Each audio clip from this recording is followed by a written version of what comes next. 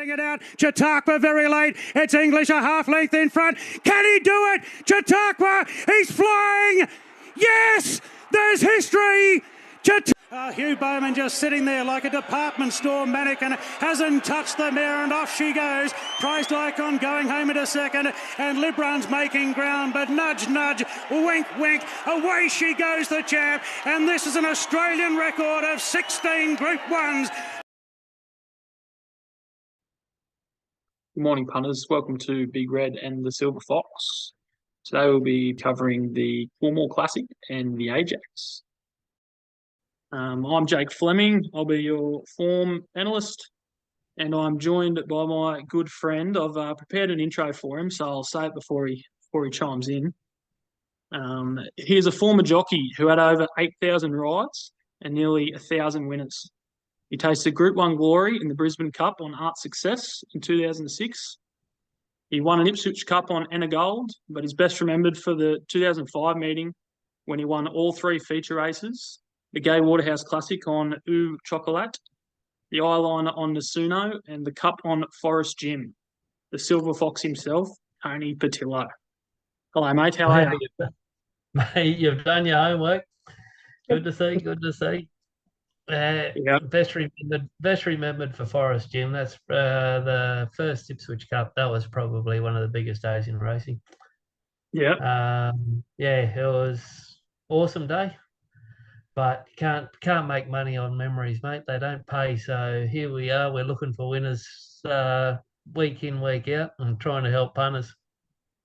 Yeah, that's it. So Tony's going to help us out with a bit of insight from jockey's perspective, and we're sort of going to have a look at the speed maps. He'll sort of go over which horse he would like to be on if he was riding in the race, if he was a few kgs lighter.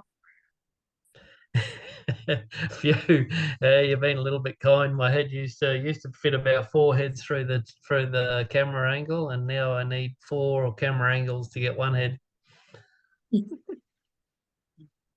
Rightio, we'll jump straight into it. So we are at Rosehill Gardens on Saturday, and we're on a good 4 with the rail in the true position.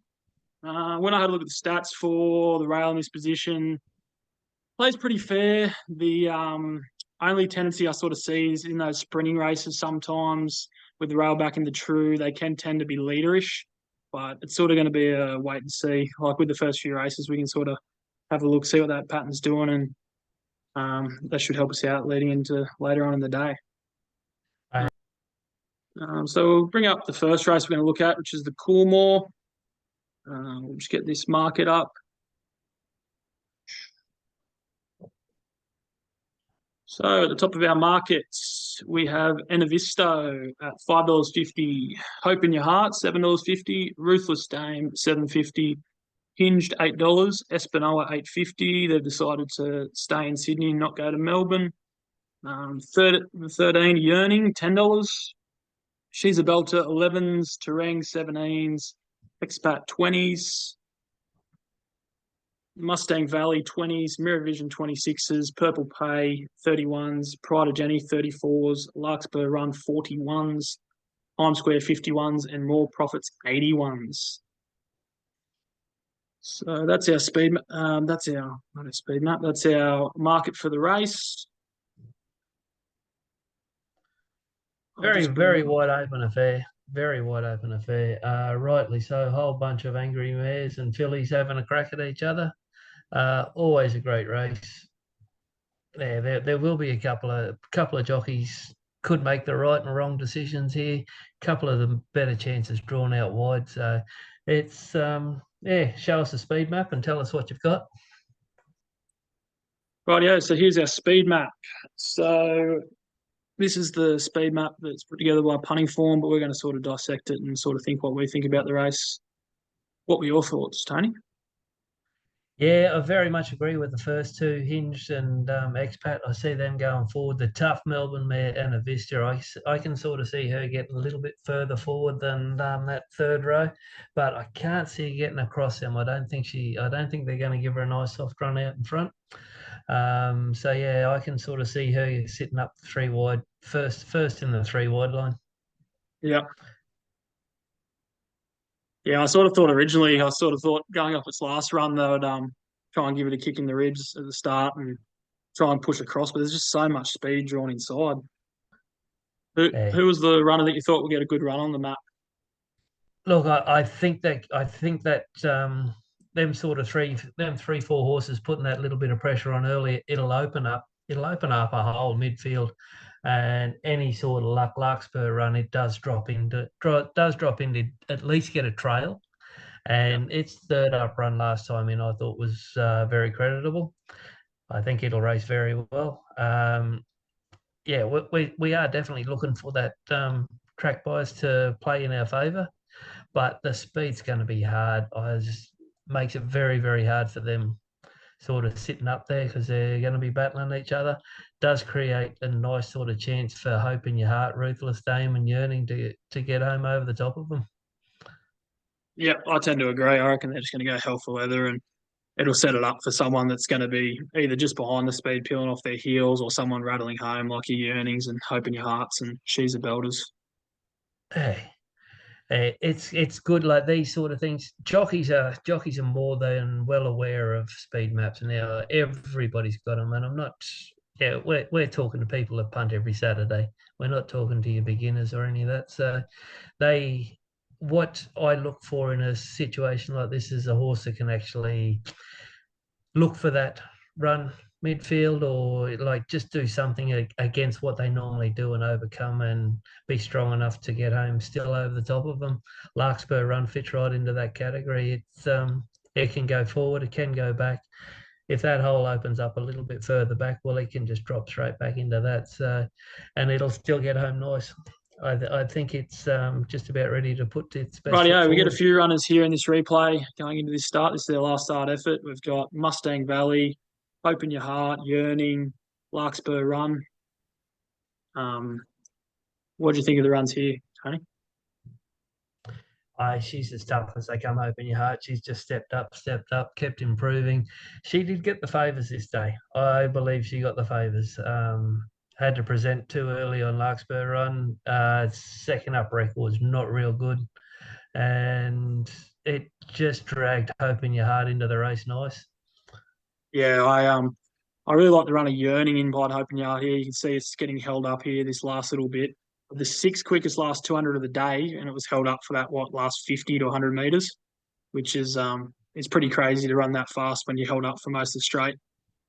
And it also gets a 6.5 kilo swing in the weights on Hope in Your Heart. So it's finished just in behind him here, and it gets a 6.5 kilo swing. And with even luck, I think Hawke come out during the week saying that he should have, like, it was a moral beating, so, which a lot of trainers do say, but yeah, I just think it was an awesome run.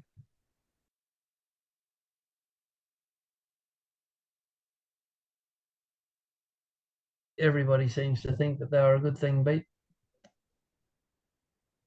When they get presented with every opportunity, that's when you know. And hey, they still have to. She was attacking the line. That's one thing that I got taught by Johnny McLeod. That was one thing that I had to do was find horses that wanted to attack the line. So Yearning fits that category. Can't imagine it doing anything different. Yeah, well, this is how the market looks. So I'll be looking to work with. I'm going to play against Enavisto. I just think from the barrier, just cast from out there, I just can't see it getting a good run. It's going to be too hard. I'll be investing on Hope in Your Heart and Yearning. So you got $7.50 and $10 for those two. She's a Belter also was really good last start. Quickest last 200 of the meeting. Was ridden upside down. Could probably be closer from 7, but gets Willie Pike, which is a little bit of a knock, seeing though he struggles to ride a winner when he's over here. But those are probably the three I'll be working with. And the two, you had two roughies there, didn't you, Tony? Pride of Jenny 31s and Larkspur Run 41s. Yeah, I think they can both improve on their last run. I definitely do like Ruthless Dame, but yeah, a lot of consideration given to a couple of cheapies in Larkspur Run and Pride of Jenny.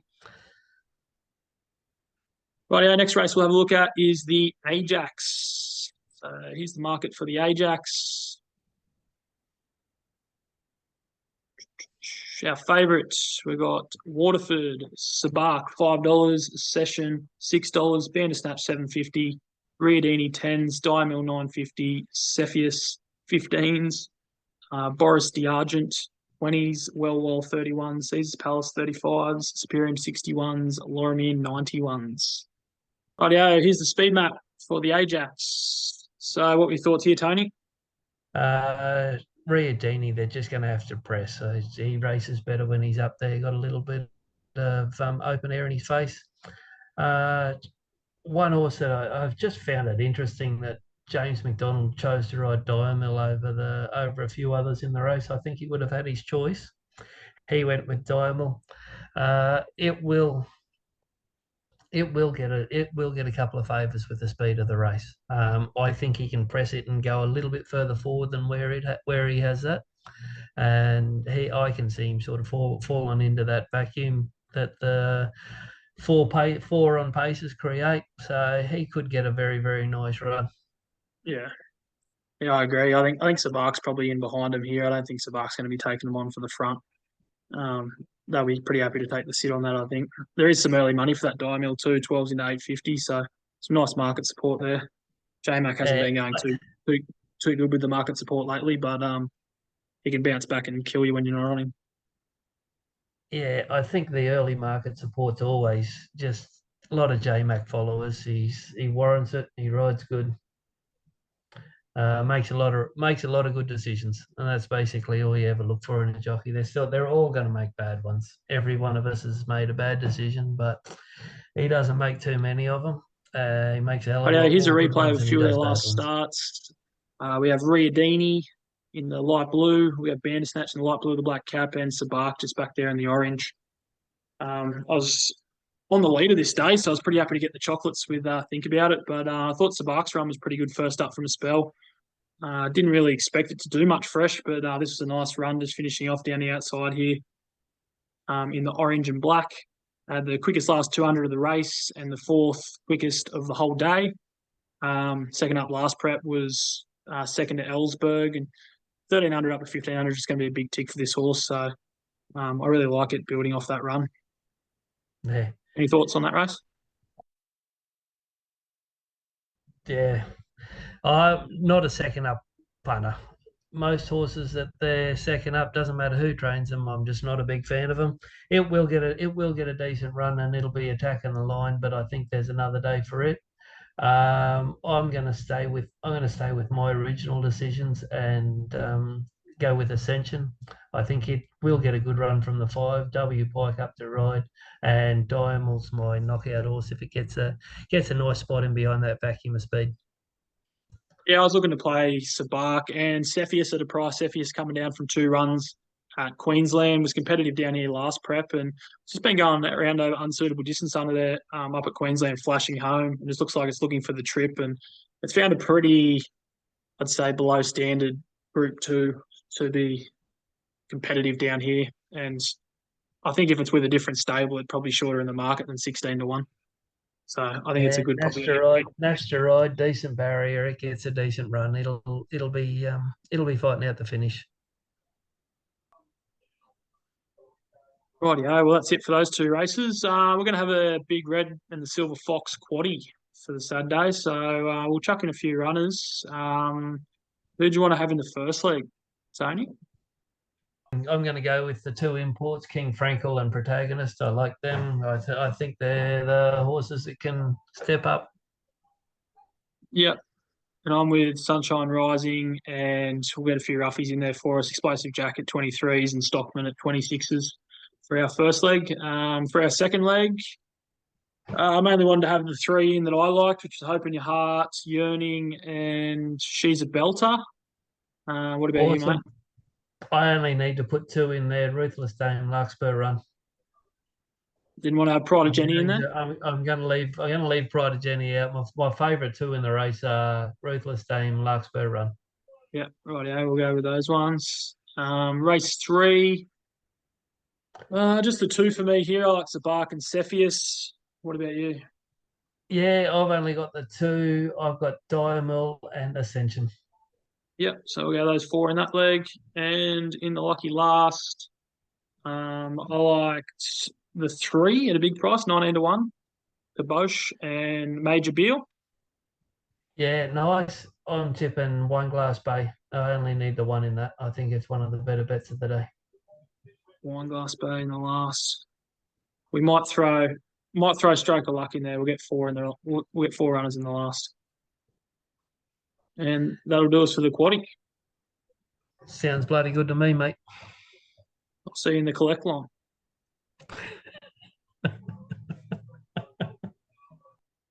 Right, punters, that'll do us for the preview of the Ajax and the Coolmore at Rosehill on the weekend. Hope you all have a fill up and have a good weekend.